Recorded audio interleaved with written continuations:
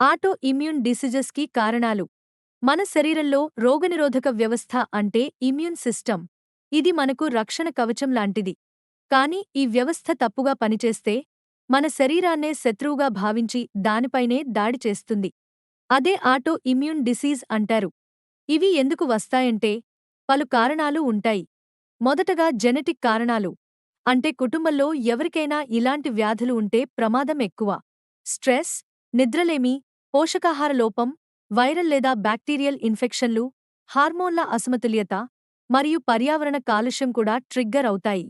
Lupus, rheumatoid arthritis, type 1 diabetes, thyroid వ్యాధులు వంటి అనేక సమస్యలు ఆటో ఇమ్యూన్ డిసీజ్లకు ఉదాహరణలు.